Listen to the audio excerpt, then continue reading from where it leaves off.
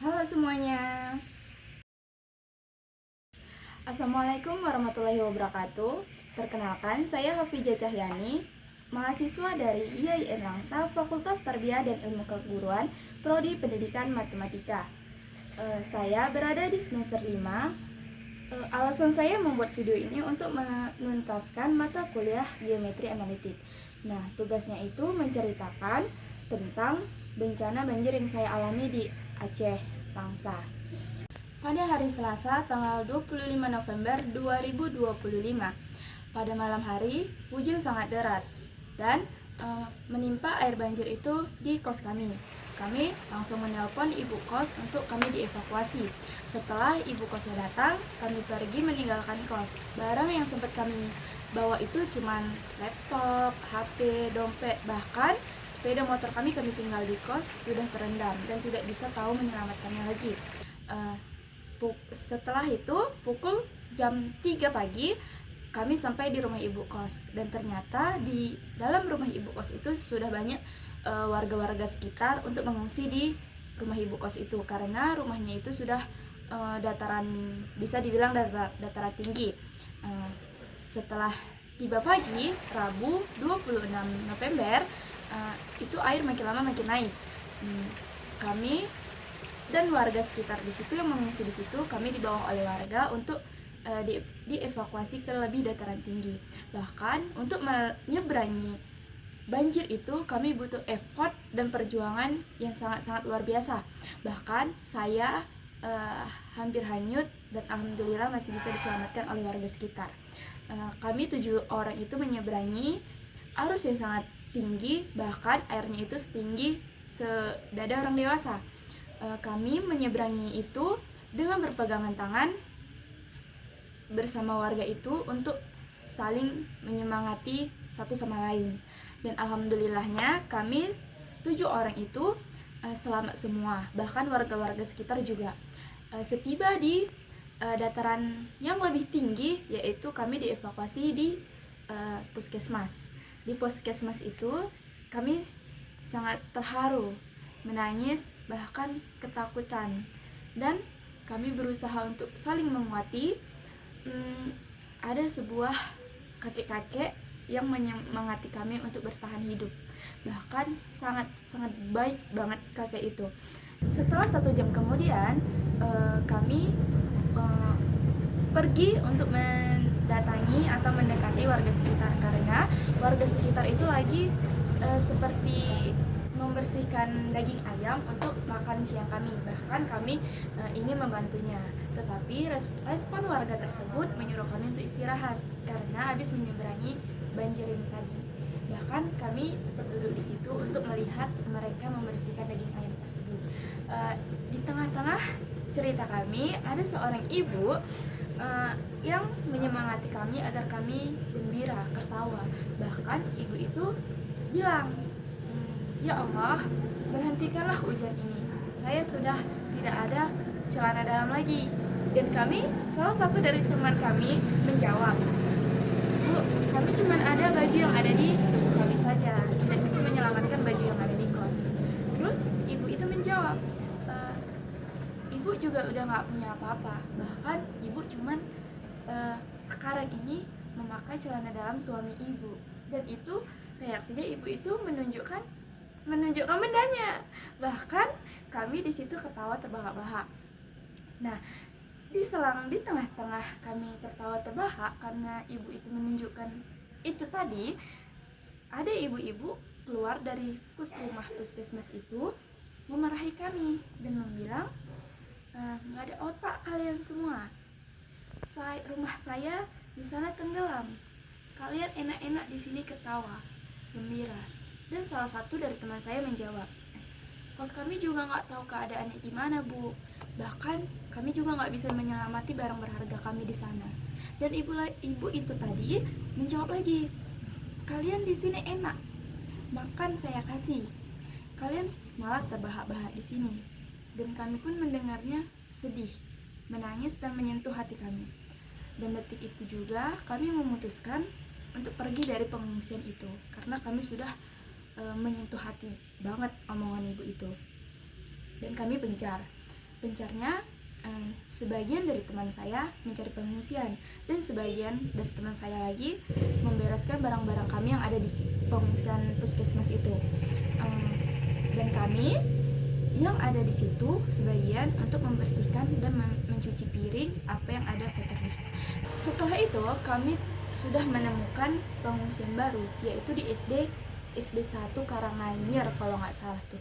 Nah di situ setelah kami sudah menempatkan pengungsian baru, kami 7 orang, saya dan teman-teman saya bergegas untuk mengambil barang kami yang di puskesmas menuju ke pengungsian baru, yaitu SD tadi. Nah di situ semua sinyal belum ada, listrik pun belum hidup, bahkan cuaca pun masih hujan sangat deras. Dan alhamdulillahnya ketika kami sampai di SD itu dan tempat pengungsiannya masih ada dan masih cukup untuk menerima kami 7 orang. Nah cuaca makin lama makin gelap karena sudah semakin sore, bahkan hujan pun belum ada berhenti. Selanjutnya waktu sudah mulai sangat-sangat gelap. Pada malam hari kami itu tidur cuman memakai tanpa alas, tidur cuman di atas meja, kursi. Bahkan kami tidur itu menggunakan pakaian yang ada di tubuh kami yang basah habis menyeberangi banjir di pagi hari tadi. Selanjutnya di tengah malam saya sangat-sangat sedih karena anak bayi itu saut-sautan menangis karena sangat-sangat gelap gulita. Bahkan saya sendiri yang sudah besar ini saja masih meneteskan air mata. Mama mau pulang, seperti itu.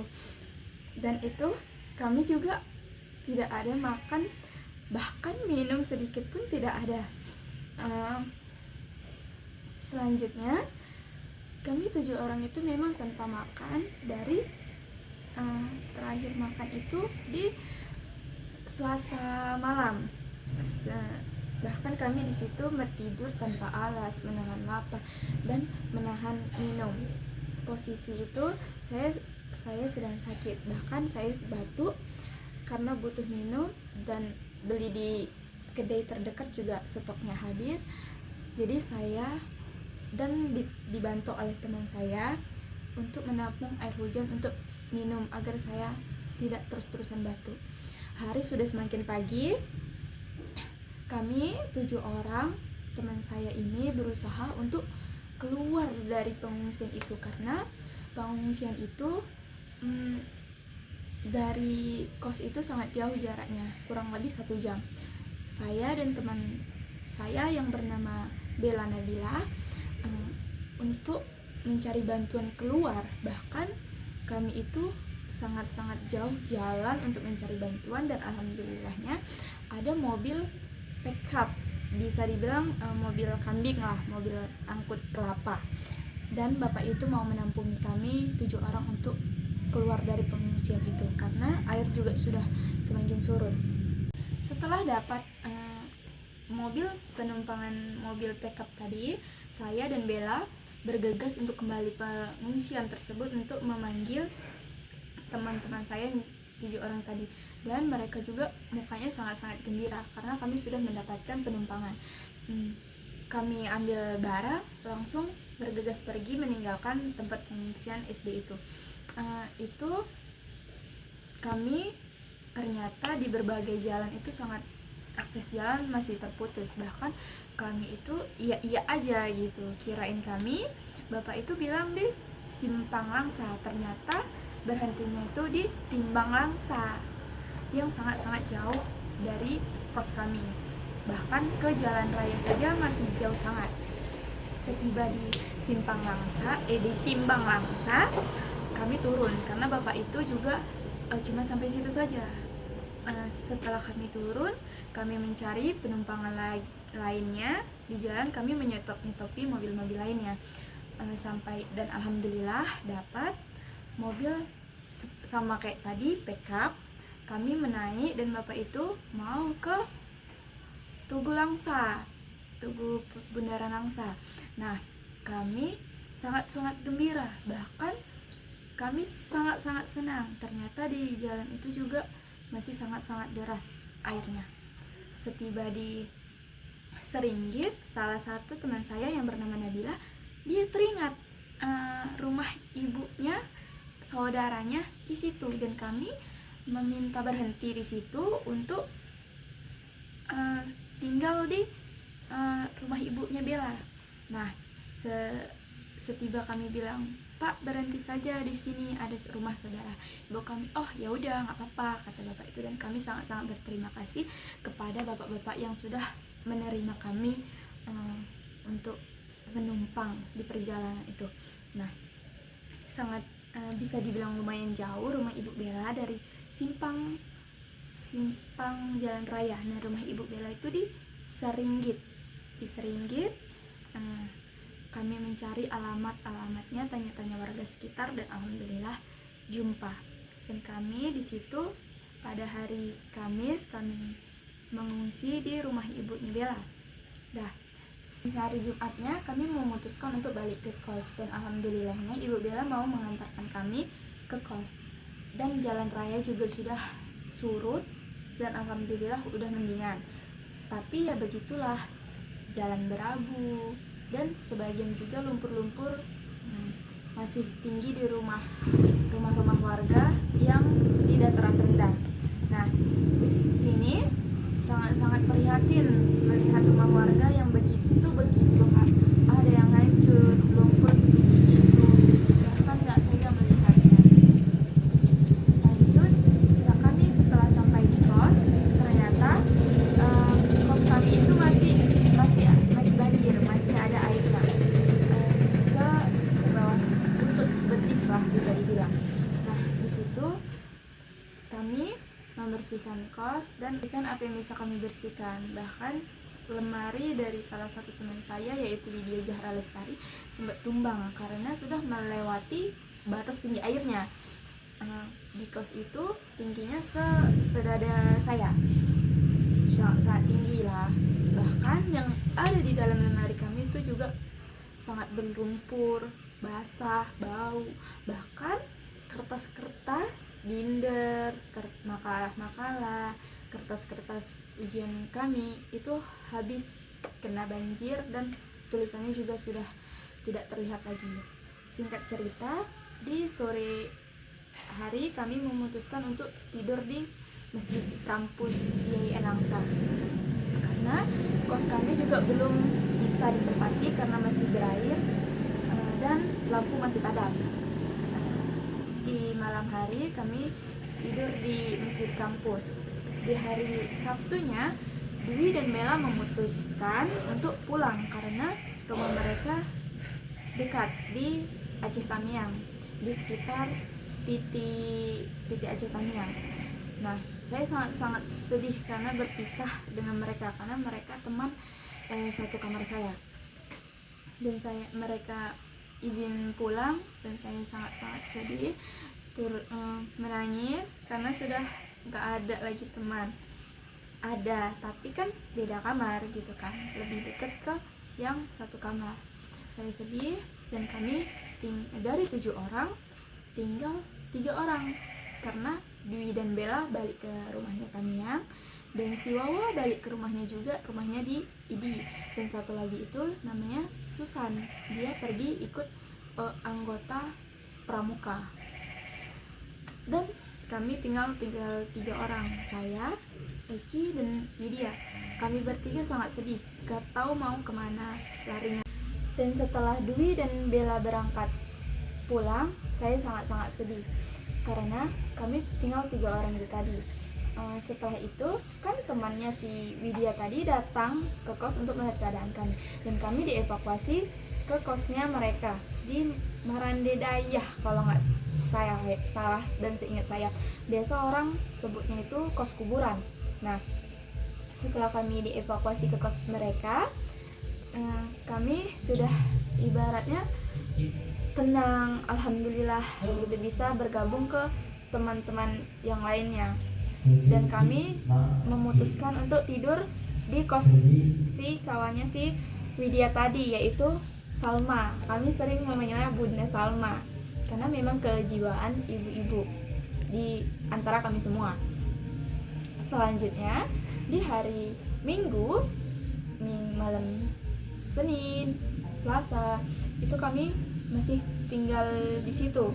Bahkan di hari Senin itu, dan alhamdulillah tetangga kosnya si Salma tadi mengabari kami kalau sudah ada internet. Bahkan kami sangat-sangat gembira untuk mengabari orang tua kami di kampung. Sangat sedih mendengar berita kami.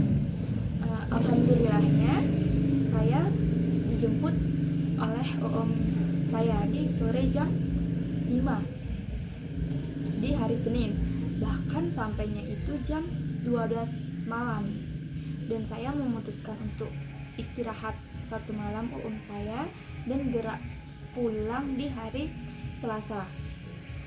Setiba di Selasa, kami memutuskan untuk mencari bensin dahulu dan mengantri dari jam 5 subuh sampai setengah 5 sore, dan itu baru dapat bensin atau minyak selanjutnya. Dan itu juga harganya sangat-sangat prihatin karena satu botol aqua besar itu harganya 70.000. Nah di situ ya mau nggak mau dibeli dong, karena mau pulang ke tempat tinggal saya. Selanjutnya setelah dapat minyak tadi jam 5 sore kami gerak pulang dari kos, dan setiba di Aceh Tamiang kami sangat-sangat sedih melihat keadaan mereka yang lumpurnya sangat-sangat dalam. Bahkan jalan raya saja rusak, jalan raya yang aspal itu rusak, dan air juga masih mengalir deras di jalan raya sebagian. Selanjutnya ada warga yang menanya kami mau pulang kemana dek, katanya. Dan om saya menjawab mau pulang ke Langkat, Tanjung Pura. Nah baiknya warga itu memberi saran agar melewati jalan pintas gitu, karena jalan raya itu tidak bisa dilewati, dan kami melewati jalur laut, yaitu dari jalan Salah Haji kalau nggak salah di Kuala Simpang. Dan itu menaik sampan, dan itu biayanya per orang 50.000, bahkan sepeda motor juga. Nah di perjalanan sampan itu selama kurang lebih 2 jam. Nah di situ sangat-sangat gelap gulita melewati jalan perairan seperti itu, dan itu turunnya di pelabuhan Pangkalan Susu. Cukup segitu saja, sekian cerita pengalaman saya selama banjir di sana. Saya sangat-sangat prihatin untuk keadaan sana, bahkan saya juga sangat-sangat sedih melihat kondisi seperti itu. Sekarang sudah saya tutup cerita pengalaman saya. Semoga nilai ini sangat memuaskan untuk nilai akhir saya. Saya akhiri dengan wassalamualaikum warahmatullahi wabarakatuh.